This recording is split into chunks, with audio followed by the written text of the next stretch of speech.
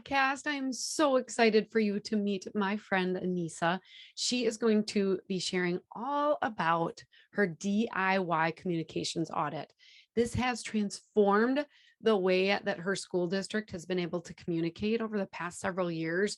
They're now into the second stage of that audit, which they're actually auditing teacher to parent communications.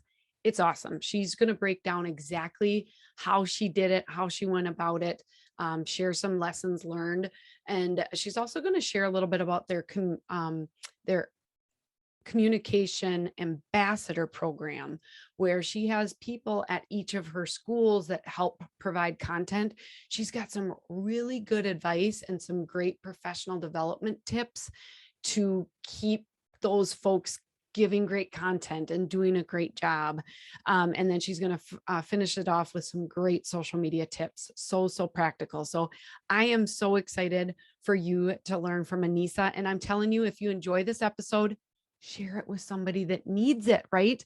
I know we're on summer break right now if you're listening to this live, but this episode might be exactly what your friend in school communications needed. So please share this. Make sure that you're subscribed so you never ever miss an episode. And now let's get to today's K-12 PR tip. This week's K-12 PR tip is simple. It's just how to ask for content from your staff. Simply asking teachers, staff members to send pictures is not enough. Simply ask them, hey, I need you to send 4 to 10 pictures because, hey, Instagram, you can only post 10 pictures. You don't really want more than that. Send 4 to 10 pictures with a caption, 1 to 2 sentences of what is happening, and I'll take it from there. Staff members understand 4 to 10 pictures, and they do understand a caption. It can be short and sweet. Then you probably want to tell them how often you want to get information from them. With most of our schools, from individual staff members, we're trying to get 1 to 2 of those things a month. But even if we are looking into this next school year, we're going to kick it off with a reminder for our staff to submit content. It's, hey, you can grab 4 to 10 pictures with a little caption, and I'll take it from there. All right, that's enough for today's tip. Let's get into my conversation with Anisa. Hey, Anisa, welcome to the podcast. Thank you so much for having me, Andrea. I'm so glad to be here today. It feels like I was just in Georgia seeing you in person. It was so good. Well, I'm really excited to welcome my guest, Anisa Sullivan Jimenez. And she is out of Oconee County Schools out of Georgia. And Oconee. so, what's that? Oconee. Oconee? Mm-hmm. Yes. Oh, Oconee County Schools. Okay. And how did I pronounce it? Oconee? Yes. Okay. That's my Wisconsin accent going at it. So Oconee County Schools. Got Anisa correct. So I'm happy. Right. That is true. Well, Anisa, why don't you kind of share your background and your role as the director of communications there? Absolutely. So I have been in this role now for the past 5 years, and I'm actually the first ever director of communications here for Oconee County Schools. And so prior to this position in the neighboring school system, I was the director of communications there for almost 9 years. And before then, I was in higher education public relations. I actually worked at the world's first standalone School of Ecology, the Odom School of Ecology at the University of Georgia. And so I've had really varied experiences in communications, and I've learned so much from each and every one of them.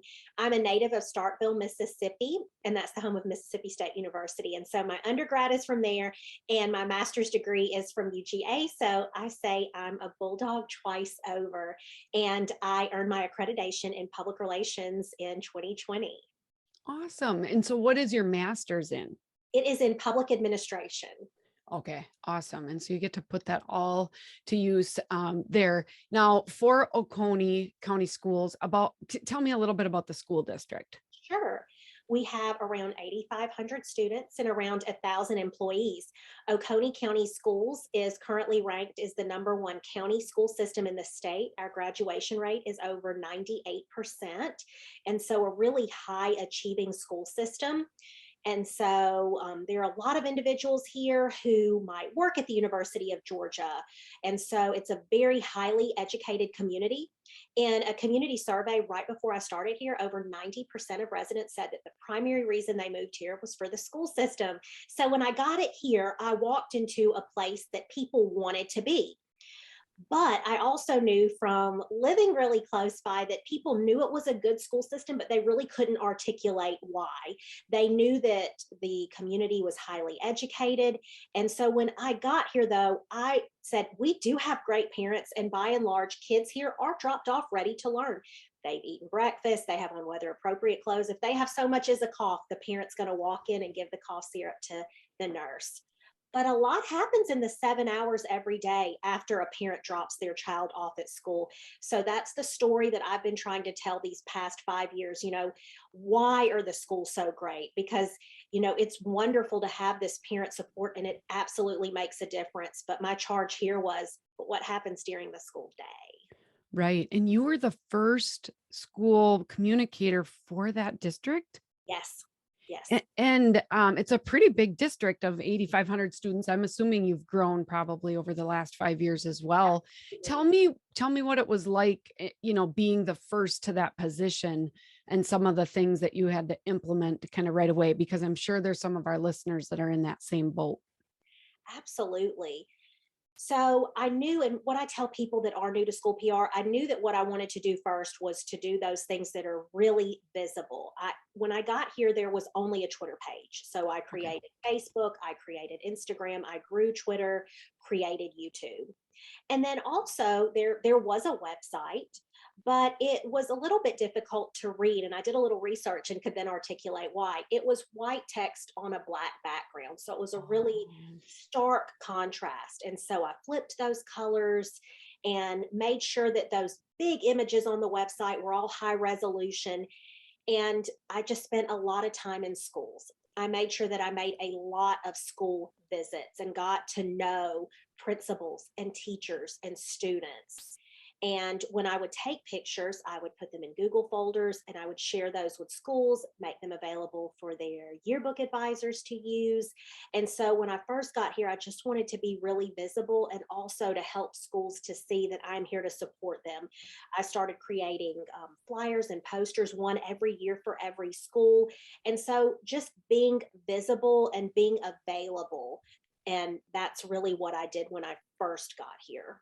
It's really good advice, Anisa. You kind of focused on those big things that a lot of people are going to see: the social media, the website, and then building those relationships. That comes up in, it's like the secret sauce, right? Like that's Yeah. really what you need to do is, make yourself visible with your staff. And it's a pretty big school district, but you Right. make those relationships one person at a time, right? Absolutely. And they don't happen overnight. And some relationships are easier and they click faster than others. And it just takes time. And that process it can't be rushed. Was asked to present often to fifth graders in the school system because here in Georgia we have career clusters, and the career topic, one of them for fifth graders is marketing. But what I always talk about is that public relations, a big part of that would be the relationships. Those kids in those classes know me because they see me show up with my camera. I'm not trying to sell a product. I'm trying to show what's happening in our school system. And so I really do focus on the relationship piece. And some of the other things that I've been able to do these past few years, like the communication audits that I presented on at ITSPRA and GSPRA, that's not something you can do right away before you formed relationships. That comes down the road. That process cannot be rushed. Right. And I love the fact that you pick up PR, public relations, Yeah. really focusing on those relationships. So you mentioned they had Twitter when you got started, but then you grew that. You focused on Facebook and Instagram and YouTube. So in a district your size, are you still a department of one? Yes. Okay, so you've got to have secrets for how you get content because you can't be out everywhere. So can you tell me how you get that content from staff? Absolutely. So every year, each of our principals identifies a communication ambassador. And that's a person that helps provide me with content. And when I first started, I would say, please just help send me pictures. I kept it really open. And I found I just wasn't getting as much of a response as I had hoped. So I thought, what do I really need? And the next year, I was much more specific. I had a really clear objective. I said, please send me 4 to 10 pictures once a week with a caption. And now most schools get me that. They know clearly what's expected. 4 is the maximum for Twitter, 10 for Instagram. So they know what to get me. And so that really, really helped to grow that program and to help provide me with more content. And also, what I do is each month I reach out to those ambassadors. And it's either just an email. One, people said that their favorite tip this year was one that I got from you, Andrea: Zoom with your feet. I told people, Zoom with your feet. Don't just rely on the Zoom function on your phone or on a camera.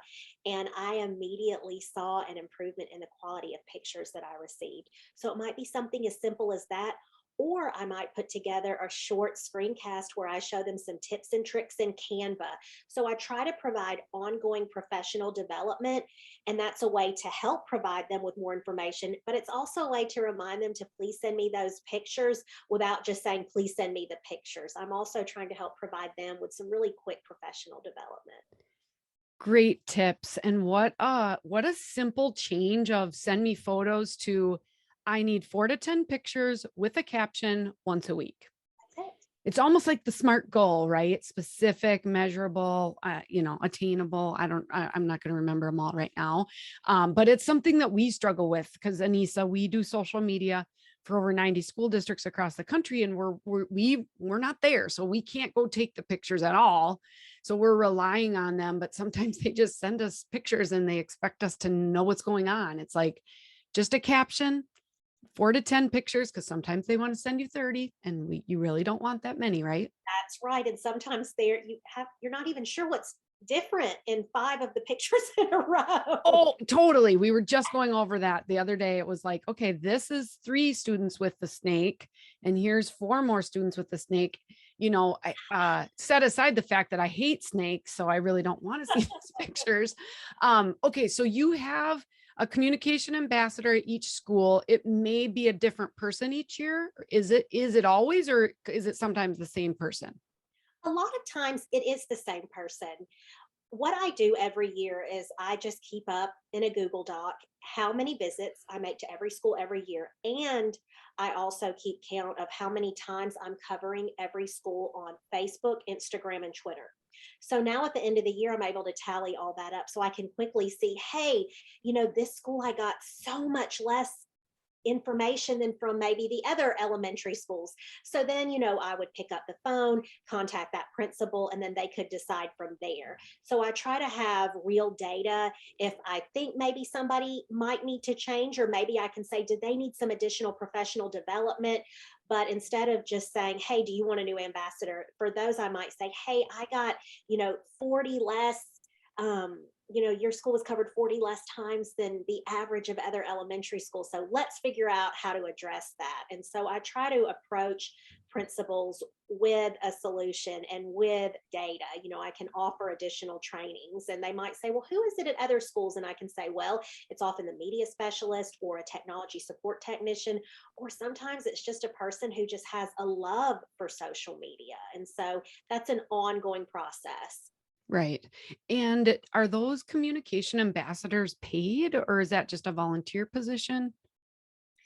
Right now, we're evaluating that. I think that at most schools, the principals are offering a stipend, but I have seen this Okay. come up so much on all of the school communications Facebook pages I'm a part of. And so that's kind of the next thing I want to take a look at, just to make sure whatever it is consistent. And then we also have web coordinators at every school, and they maintain their school web pages. And I train them every year, and same as with the ambassadors. And that's usually a different person, but same as with the ambassadors, I provide them with monthly professional development as well. Okay. And that's so important because especially because things change all the time. And so those tips and tricks are really needed. They So are because, I live in those platforms. And so I'm going to realize pretty quick, oh, I can't, this website update, I am not able to say this page, oh, now it's required to have this ADA compliance. I have to put a description for this image. So then I know I've got to quickly let the ambassadors, let these web coordinators know and make a quick video because I live in there, they don't. So I have to make this really quick and easy for them and something doable because their primary job isn't communication. right. And how many campuses did you say you have? 11, and we just 11. broke ground on our 12th school. Oh, congratulations. Growing with all the Yes, yes, success. So yeah, so you've got to make the most, and empowering that group of people that are helping you is important. So I wanted to dive kind of deep into the presentation that you did at GSPRA this year, because you did a session on DIY communication audit. And I think it's so important. And right now it's summer. And so this might be something that people are thinking about. So I know that we're going to try to dive deep into this with our membership group where you can actually share it. But can you explain what is a DIY communications audit and kind of how it helped you do your job and your work there? absolutely. This first came about because anytime we would get groups of parents together, whether through our strategic planning process or through our annual parent academy, we would hear people really knew what now to expect after a few years with district communications, but they found them to be really varied at the school level. And so my first charge from the superintendent was, hey, can you create some guidelines? And I thought, oh, yes, absolutely. But I thought I really wanted to go deeper and make this a research based process. I thought this was a real opportunity. And so that's what I did. I couldn't find other examples of school level communication audits. I could find them for district level and for other businesses. And so I did a lot of research and figured out what were these elements that I really needed to assess, from e-newsletters to how much in advance do you let parents know about an event? When people call the front office, how long does it take for them to know to press 0 to speak with the receptionist? How do you celebrate cultural diversity? So many different elements. And so the first round started in 2019, and that is where I evaluated at the school level. Principals filled out surveys, they provided me with artifacts and evidence. I went and met with every principal, and this was a great process. This last year, I followed it up with the monitoring visits, which we went over just kind of a condensed version of the findings and recommendations from the initial audit, and then also results. And just to look back where we were and where we are now, it was just huge. Just the tone of the conversations was just so different. Every school has an e-newsletter now when only a few did before. And for the ones that don't, we were able to have a really good conversation about why a weekly email works better. Through this process, I became more flexible. I thought everybody needs to have an e-newsletter. But then I realized, okay, what's the purpose of that? We need to make sure parents feel really well informed, that they're reading whatever this communication is. And we have a couple of schools where they really feel like the email works better. They send it out really consistently. So I became more flexible too, but we've just seen, tremendous changes. And part of it that was so successful was that in talking to principals, those relationships deepened. And also, I was able to find out what best practices were already occurring here, what I could share with other principals. Hey, people might not be answering the phone because they assume it's spam. Have you thought about texting that parent that you're really having a hard time reaching? And that works every time. And so that process was great. It was combined with me going to all 11 school council meetings, really talking to parents, to teachers, to business partners. And through that process, there were some really clear findings. One, direct communication is best. People don't want to have to go hunting for information. Whatever a school system's learning management system is, that's not going to be the best place to post communication items. It's going to be much better if they can receive it directly. And that can't be done one place. A lot of people are on social media, but not everybody is. So you've got to reach them a lot of different ways. We also found out we needed more support for translation services. And so that prompted me to have a great meeting with our ESOL director. She met with all the ESOL teachers, made a list of all the available resources. There was one that kept bubbling up to the top, there is an app called Talking Points. If I text a parent, I type it out in English, their native language is Spanish, they'll get it in Spanish. They text me in Spanish, I'll get it in English. So it was making a graphic for principals to put in their weekly staff newsletter. So all of this was unlocked through this audit process. And now phase two has started, where I have had every principal identify 3 to 5 teacher exemplars at their school who do a great job with parent and also with student communication. And they're sending me information. And then I'm working with them to help present those best practices at faculty meetings when we return. Because we know that what parents are most impacted by is their child's teachers, their child's school. And so, yes, it's really important what we do at the district level, but I wanted to make sure that my work had a direct impact on kids and on parents through the classroom and through the school level. So this process just keeps growing and getting deeper and deeper. And you can pay to have this done. NSPRA offers communication audits. Some other companies offer those. You Absolutely. chose to do it yourself, which I'm assuming, I mean, obviously it takes a lot of time, but it's powerful when you're involved in that work, because you learn so much through it, right? Absolutely. And yes, I was able to look at some of those NSPRA audits and get great ideas. For me, doing it myself helped with the relationships, and it also helped to showcase the strategic nature of my work. Principals were really able to see me in a different light rather than, hey, that's great that, she takes pictures and posts on social media. That's really important too. But we had a deeper level of conversation, and, I have found that to be invaluable in my position. So was the DIY communication audit that you first did on all the school communications, was that your APR project? Yes, it was. Okay, so that is awesome. So you were able to do all that research and planning. And so my question is, you said you started out with like a little self audit from each school. So you must have come up with a Google form or something like that, that each school had to say, okay, I do a newsletter. Here's how we update the website. Here's how we communicate. Like if there's an emergency, right? Am I right? Exactly, I did. I made it, like you said, it was a Google form, and principals would fill it out in there. And then I would ask specifically, for 3 samples of newsletters, 3 samples of staff communication, a flyer. And then I was able to see, oh, we need a lot of logos redrawn. A lot of people, I'd say, make sure you're using your high resolution logo. We don't have a high resolution logo. So now they're all redrawn. And so the amount of conversations and things that have taken place, just this process of continuous improvement, and to have the buy-in from the schools has just been so powerful. And then to have principals tell me that the results of the audit, that became part of their school improvement plans. And so just to have communication valued at that level that is seen as so vital to the success of a school, it's just been huge what came from this school communication audit project. Did you audit families before and after some of the implementation? I know you said you talked to families or school board, going to those, but did you actually do a survey and then were able to do a survey later and see if there was an increase in, parents understanding what's going on?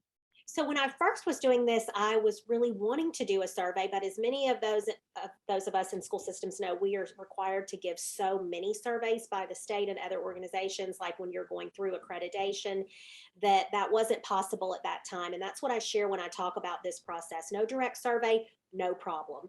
Because where I could get the survey information, though, was from our accreditation process. And we've just gone through it again, so I'll be able to pull similar information again. So through that, I was able to look at parent and staff data on how welcoming do you feel your school is? How much do you feel like you know about what your child's learning at school? Do you feel that, teachers are effectively communicating with you on your child's learning progress? So I was able to get a number of questions answered that way.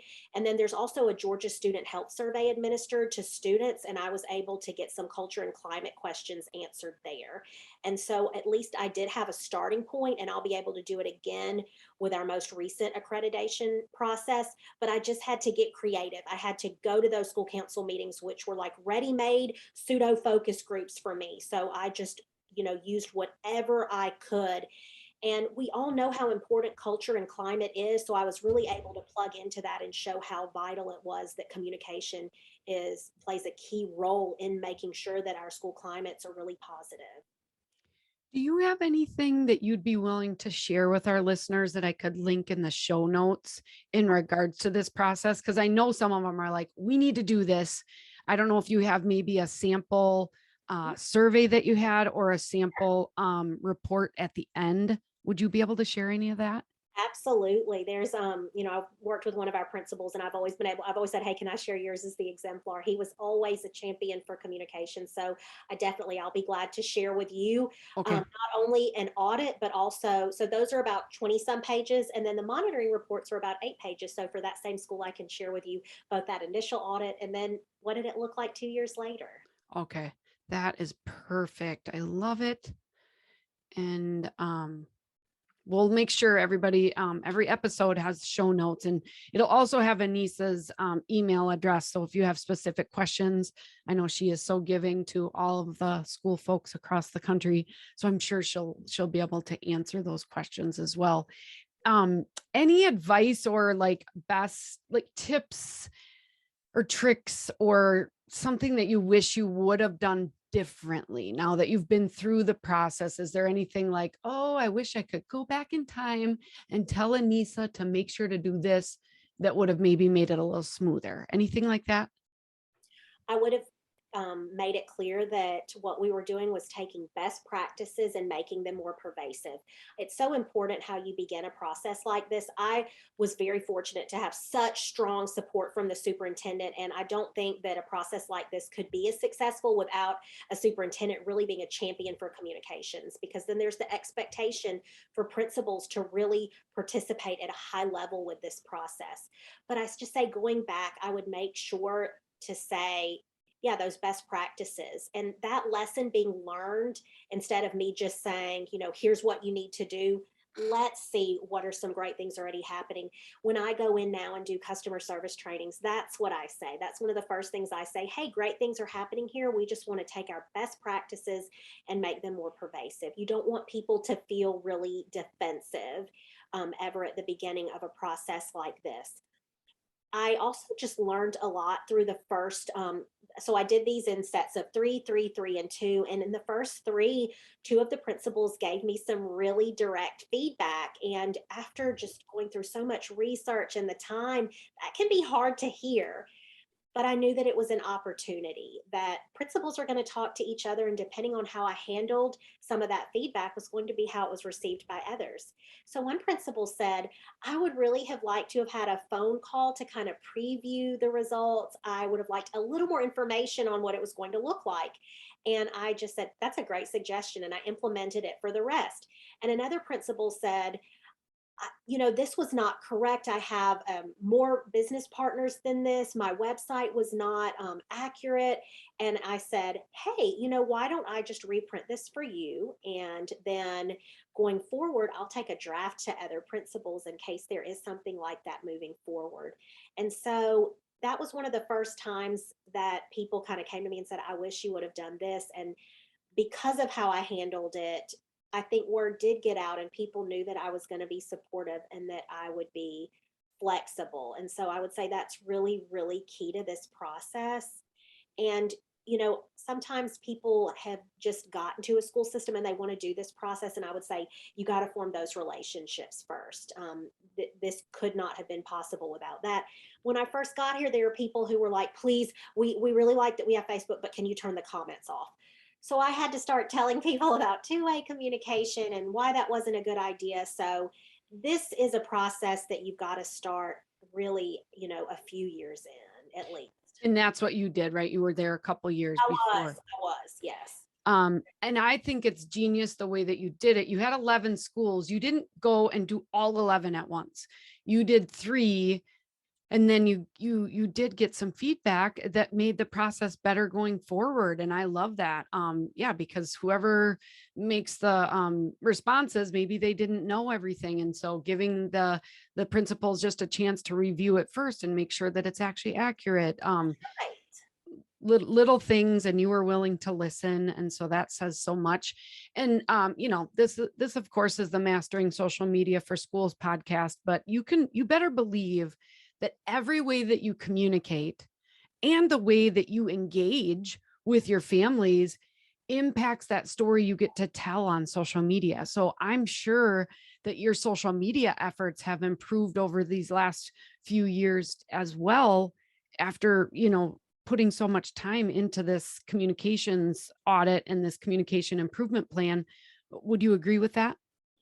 Absolutely. And just talking about, ways that you partner with families, do you have a new parent orientation? Now every school does. So now that's getting promoted on social media. Now the graphics are branded and they have logos for each school.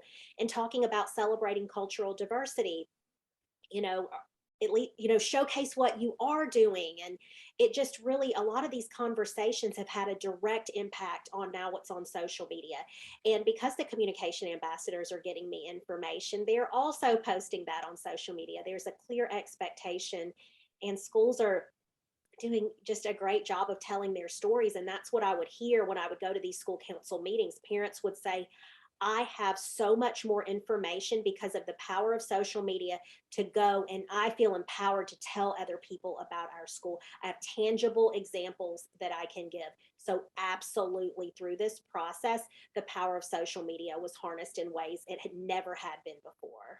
Yeah, absolutely.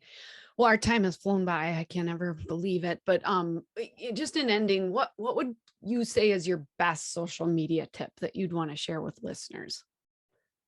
Oh, goodness. Best social media tip to share with listeners. I always say that a picture tells a story that words cannot. We now know that for the first time, people have a shorter attention span than goldfish. They say we have a 7 second and goldfish have an 8 second attention span. So, I would say, don't copy and paste an entire press release as your text. Keep it short, keep it sweet, keep those pictures really engaging. um, don't underestimate the power of that magic wand in your iPhone that kind of gives every picture the same look and feel. Don't feel like you have to post every picture on every platform. Just keep things fresh, and don't be afraid to try something new. When I heard Andrea speak at GSPRA, she talked about, okay, everybody, don't make a pretty graphic. Just ask, who was your favorite teacher? And, it was just to, use that background that was right there in Facebook. And I thought, oh, but everything we do is really branded and this and that. And I started hearing the reaction and the results others got. So I thought, I'm going to try it. And hundreds of people responded. So don't be afraid to try something new. Often I spend a lot of time making these really, what I think are really professional videos. But sometimes it's the video of a teacher at an elementary school who dressed as a Christmas tree and has a little choo choo train on a track around her that gets so much more engagement than something I might have spent more time on. So don't be afraid to try something new. Social media is different and it's changing. Everything doesn't have to look perfect. Yeah. Great advice. So that was like 5 tips, but I'll give you a pass, Anisa. It was great. And then, just don't forget her tip in regards to utilizing those campus ambassadors, because that is a key program that enables her to do her job and tell the story of the school district as a one-person shop with 8,500 students, which is amazing. We have all of your channels linked in the show notes, so people can check those out and start following what you're sharing there. What's the best way for our listeners to stay connected to you, Anisa? Email me or follow me on Twitter Okay. And what's your Twitter handle? at Anisa, Anisa, then S Jimenez. So Anisasjimenez. Awesome. And I'll have that linked. And then it's okay if I put your email in the show notes? Absolutely. Okay. So, yes, the work that Anisa has done is just amazing. It's totally data driven. It's going to give you this action plan once you're at a school for a few years and get the big things out of the way. Then you're going to be able to drill into those small things that are going to make such a difference for your school district. So any last pieces of advice on that audit? Because some people are probably like, oh, I'm a little bit scared. What would you say to them? And I get that because it's a big process. So, I'll share with Andrea some samples. And maybe you're not at the point of being ready to do the audit. There will be some tips in there. You'll say, oh, hey, I can try to make sure that at all of my schools, people don't have to wait more than 15 seconds to press zero to speak with someone. I can make sure that all of my schools are, at least communicating with parents at a consistent time once a week. So you can even take some of those best practices and implement those, even if you're not ready to do the whole audit. Yeah, absolutely. Well, thank you so much for spending so much You. time with us. Absolutely. I enjoyed it. Thank you. Yes, everybody, thanks for listening. And you'll meet another great guest next week on our podcast. So until then, we'll hopefully continue to see all of your wonderful stories out on your social media channels. So thanks, Anisa. Bye-bye. Bye.